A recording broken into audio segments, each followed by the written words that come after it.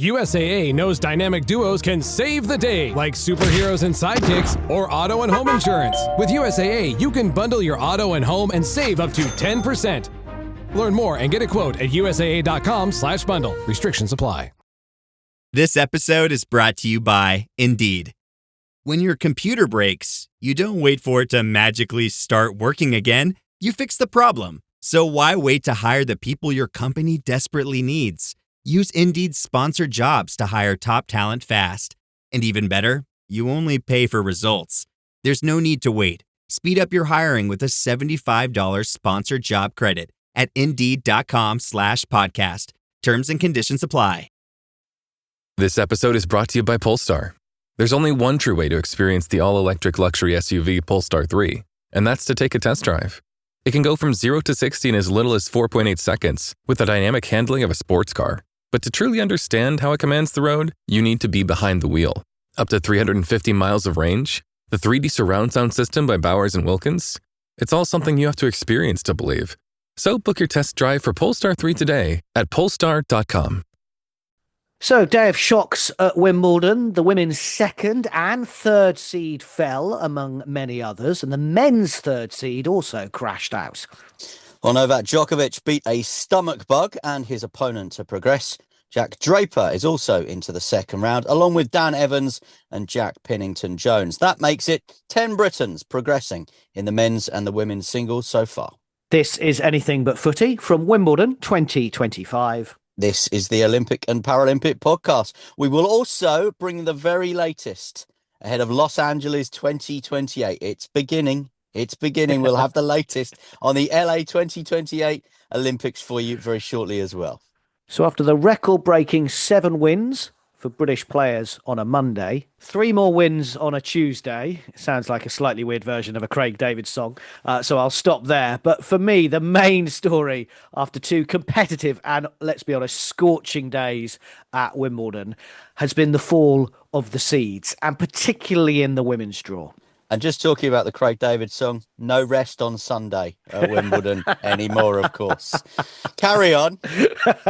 Well, as I was saying, particularly in the women's draw, because we saw Coco Gauff, the second seed, crash out last night. A straight sets defeat, 7-6, 6-1 to Yastremka of Ukraine, who played incredibly well, and it's brilliant for her, and she's going to have a good run in this tournament. But the French Open champion is out.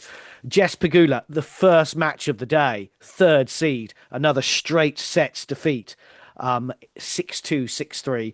And also Qinzhen Zheng, the fifth seed, the Olympic champion, of course, lost in 3 sets, 7-5, 4-6, 6-1. So it kind of leaves Sabalenka, who's in action in the second round, as the number 1 seed. Yasmin Palina, last year's runner-up, the 4th seed. Madison Keys, Aussie Open champion, 5th seed.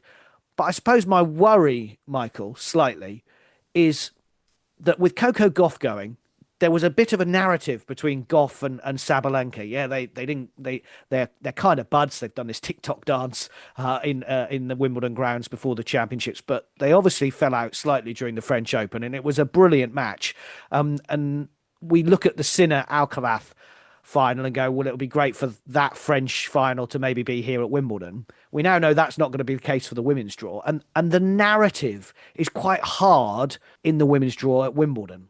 I think you can look at this both ways, and I also think there's 2 viewpoints at looking at both of those ways. I mean, one, you could say, isn't it fantastic? You've got a wide open draw. The winner could come from anywhere. How exciting is that? And I do see a lot of that in what you're saying. Switching that, we do like our heroes. We do like the names that we know and we are familiar with. So if you go back to the early days of when I was watching Wimbledon, it would be Navratilova into Steffi Graf. There were always going to be a sprinkling of other players within that.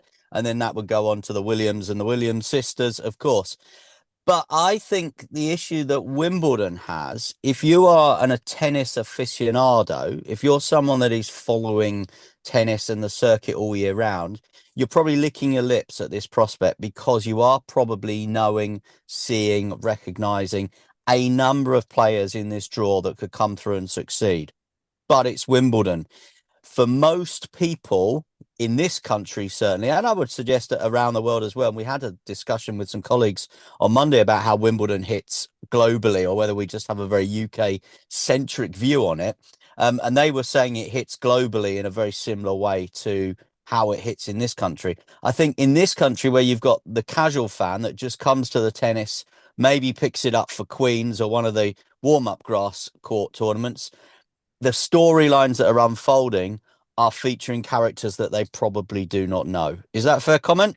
And I think that is my fear, and I mentioned it in a podcast a couple of days ago, that with 8 different women winners in the last 8 years, there isn't that chance to build up a narrative. So Raducanu plays Vondrousova in the second round on centre court. She's third on centre court on day 3.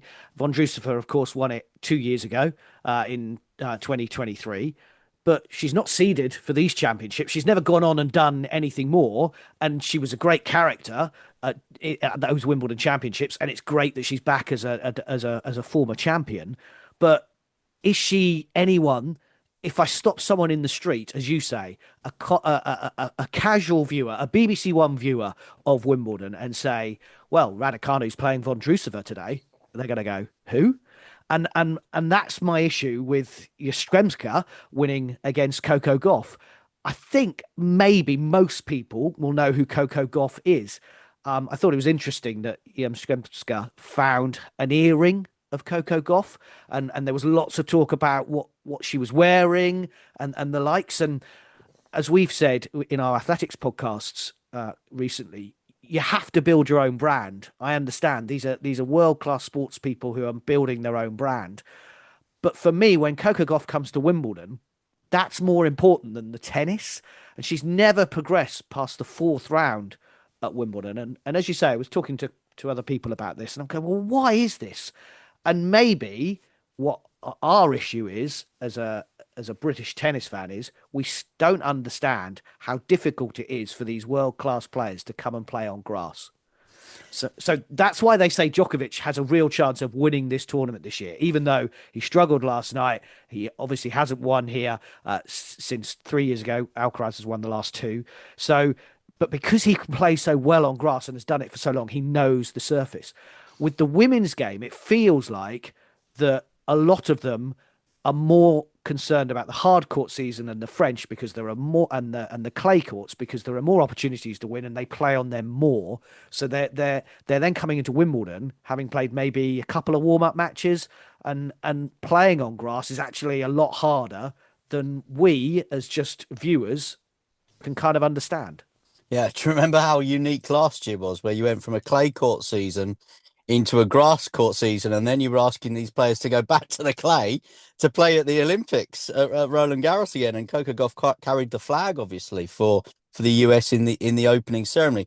I mean, it's always obviously been an issue because the season has always been the season. The French has always been very close before Wimbledon. The dates of Wimbledon have shifted slightly, as we know, and it's been something that's affected players through the ages. Someone like Ivan Lendl, who was imperious in his time, but he couldn't win Wimbledon. I mean, he could go deep into the tournament, but he couldn't get over the line and become a Wimbledon champion. And then likewise, you would have other players, of course, that would play better on the grass and go further at Wimbledon than they might in the hard court season or the clay court season. The season, the calendar, we've talked about that, haven't we, with other sports time and time again. We talk about the athletics calendar. How do you make that easier to follow? How do you make the athletics calendar so that the final big thing at the end of the season is always the big one, the World Championships or the Olympics? We've spoken about that. I just don't think there's the same conversation needs to happen in the world of tennis, if you like. I don't think the calendar necessarily needs to change. I just think you just see who the very, very best all-round players are because of the fact we have this very quick turnaround. But eventually, if people are only playing on grass when they turn up at Wimbledon and they lose in the first and second round, eventually, aren't people going to go, "Oh, I'm just not going to go"? Well, that goes But back then to that I know it's a question. major and Yeah, it's a grand slam, but ultimately, if you're clay and hardcore, and that is really your bread and butter, if you like, then Wimbledon becomes a bit of an irrelevance, doesn't it? Around the world, it will never be an irrelevance here. I understand that. I'm just trying to work out whether the fact that Serena Williams, when the last time she won her Wimbledon title was 8 years ago in 2016, and since then we've had Andy Murray win the men's in 2016, Roger Federer winning it for the eighth and final time in 2017, and then you've had Djokovic win it 4 times in a row. He's, of course, looking for his eighth title this time, and then Alcaraz have won it for the last two. So we generally know who Alcaraz and Djokovic and Federer and Murray are. Do we know Rybakina, Vondrousova? I want to big up Sabalenka. I want to big up Coco Gauff. But people look at me and go, I don't really know who these people are because, okay, they may have won the French Open. They may have won the Australian Open last year. They may be the world number one, but they've never won Wimbledon. Yeah, the challenge, and listening to what Coco Gauff was saying after her match yesterday, the challenge for her now is to learn the lessons from this But this is the second time in 3 years she's been knocked out in the first round. And make so she's going to need to look at what she needs to do differently to make herself competitive at Wimbledon. Now, would she get to the point where she says, you know what, I don't want to play Wimbledon? Based on the conversations we've had with people that cover tennis much more globally and much more often than we do, I would say no, because they say that Wimbledon still resonates. We've been there this week. We are there this week, and you see the amount of media interest and TV crews. You see what a big deal it is for American TV audiences. So Coco Gauff will be under some sort of commercial pressures to turn up for Wimbledon every year. Her sponsors will want her to turn up for Wimbledon every year because it is still something that reaches big audiences in the US. At some point, you do have to then have that conversation, commercial pressures versus performance. And if she thinks that going to Wimbledon every year is detrimental to the performance, then that is a conversation she has to have with the paymasters. I'm not having a go at Coco Gauff in particular, but because of ultimately she's up there. She's the French Open champion. She's a 2-time Grand Slam winner. She's carried the flag for the Olympics. She's put herself there. But before these Olympics, she sat down with a sponsor, with a presenter, and they did a video about her Wimbledon highlights. And they sat in centre court and she watched it on the big screen. I've seen the videos of her looking back at her highlights of Wimbledon. Well, I'm sorry. Okay, you beat Venus Williams. Congratulations. That was when you burst onto the scene. You haven't kicked on from there. You've never got past the fourth round. What are the highlights of Wimbledon? And if you want to come in and try and win this tournament, then maybe that's what you need to focus on because of the results that you've had previously. And that's when I say when she's learning the lessons from what she's done right and what she's done wrong, I don't think you'll be seeing anything similar this time next year. I think that preparation might be a little bit more under the radar ahead of the Wimbledon Championships. But maybe again, they're just saying, yeah, we really love Wimbledon because that's what they think we want to hear. Mm-hmm. But actually, does it matter to her?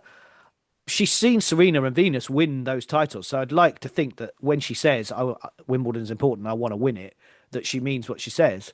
So I think it's going to be an interesting few days to see whether the seeds continue to fall. Madison Keys didn't have a great match in her opening match. She's in the second round action today. Obviously, we want to see maybe Paulina, as I mentioned, her, the fourth seed, last year's runner-up from Italy. Can she kind of show us, yeah, there is going to be some stories in this women's draw, or are we going to be looking at new names again and trying to understand where these people have come from? Because I think Katie Boulter and Emma Raducanu have done well to win their first round matches. Raducanu, as I say, plays Vondrousova in the second round, and awaiting her very likely, although you never predict at the moment, is Anya Sabalenka in the third round. Do you think there's probably an American Olympic, Paralympic tennis podcast that a few years ago were looking at Emma Raducanu's run at the US Open and going, this is bad for the game. I mean, who is this? She could walk down Fifth Avenue in New York and no one would know who she was. We need one of our big American stars winning at Flushing Meadow. Maybe we just have that British view on things. I don't know. Yeah, that may be fair. But it feels like we're a long way away from having, as you say, a Steffi Graf or Martina Navratilova or even a Martina Hingis. People who you can stop in the street and say, yeah, this person is who I'm going to go and support in the women's draw at Wimbledon, rather than individuals who come up and do incredibly well. I think we all thought maybe Ash Barty from Australia had the opportunity when she won the title in 2021 to maybe dominate, but she then decided to step away from the sport entirely. So, it's a changing world, and we have to adapt with it. I just want to make sure that Wimbledon continues in the importance for as much as we love it around the world, and that's what I'm trying to work out, whether this is a good thing, because as you said, the other way of looking at it is it allows other players to come through and become Wimbledon champions, and they will always be Wimbledon champions, and you can never take that away from them. But I wonder, we're always about telling stories and trying to build the narrative and bigging up the sport, because we know, although tennis is huge, that football dominates in all things, is you've got to have heroes, you've got to have heroines, and you've got to have a story. And that's my problem. Yeah, my final point, I mean, I would just compare it a little bit to the World Snooker Championships, which obviously is an event I go and cover and live for 17 days each year in a similar way that you do tennis and Wimbledon.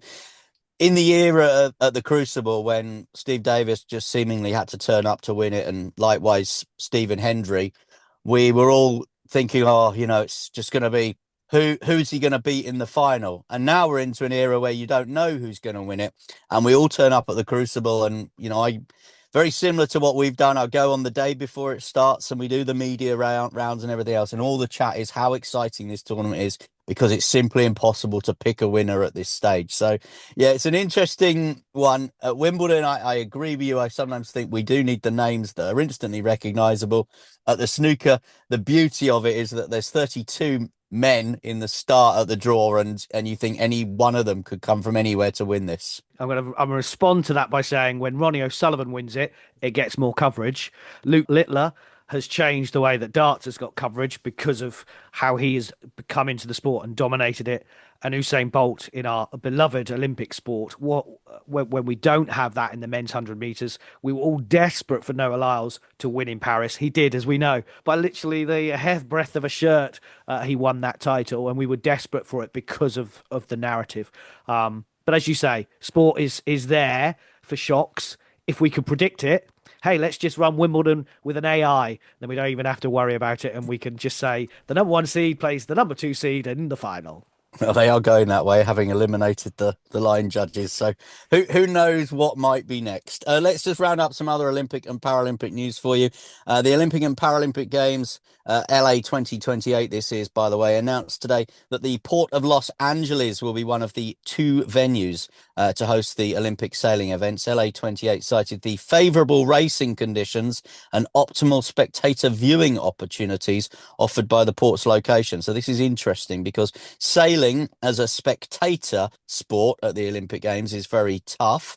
It does look good on the telly, but favourable racing conditions are something that we lacked in Marseille because of the way that the Olympic Games were set up in Paris, and there were all sorts of delays there. Belmont Shore in the city of Long Beach was also confirmed to host several sailing events during the 2028 Games. Now, the Port of Los Angeles will host 6 events, though: the men's and women's dinghy, the men's and women's skiff, the mixed dinghy, and the mixed multi-hull. Belmont Shore will host 4 board events. That's the men's and women's windsurfing and the men's and women's kite.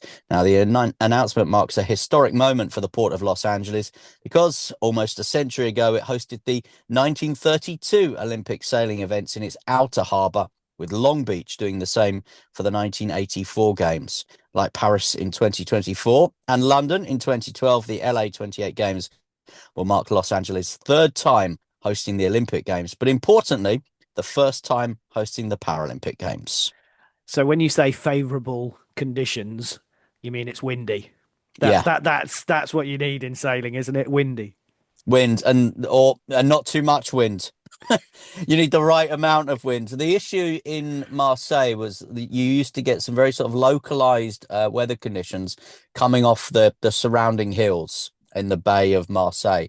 And that was what caused the issues for the Olympic sailing regatta, and why we had a cut to the program in Paris, in Marseille at the Paris Games, why we had delays, and why the program just didn't sort of unfold as the organisers had hoped. And that makes it difficult to follow as well, even, not just for spectators that might want to go there on the day, but if you're trying to follow it on TV and you've got your little wall chart and your calendar marked down, actually the IQ foil could be any time. You haven't got that appointment to watch it. And that is, I think, why broadly and generally sailing, or yachting as it used to be called at the Olympic Games, is desperately trying to move with the times.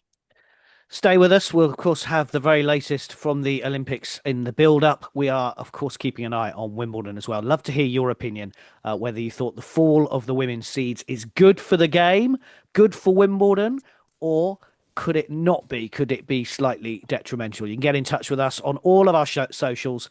You'll find us there. Anything but footy, just track us down. We'd love to hear from you, or comment if you're listening on Spotify. Talking of which, I have updated John Williamson to the Spotify Olympics music playlist, as I promised. Even managed to find Sydney 2000 for Michael, which he says it needs to be on there, although when he was listening to it in the kitchen with his two young daughters, they asked him to turn it off. But it is on the playlist, so enjoy that if you can. We, of course, are Anything But Footy, the Olympic and Paralympic podcast. Stay with us as we're moving on to Milan and looking ahead to LA. This podcast is part of the Sports Social Podcast Network.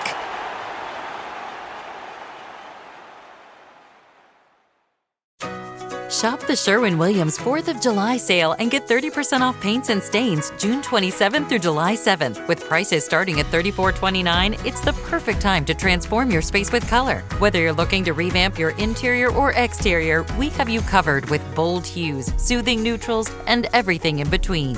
Visit your neighborhood Sherwin-Williams store or shop the sale online. Delivery available on qualifying orders. Click the banner to learn more. Retail sales only. Some exclusions apply. See store for details.